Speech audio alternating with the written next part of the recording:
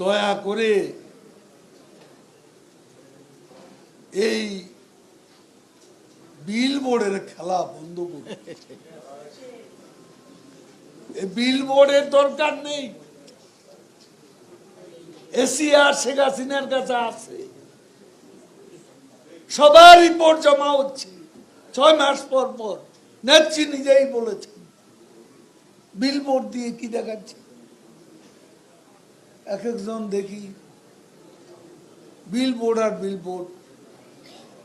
কিছু কিছু নেতা মিটিং অর্গানাইজের চেয়েও বেশি আগ্রহী দেখি বিলবোর্ডটা সুন্দর করে সংরক্ষিত হয়েছে কিনা।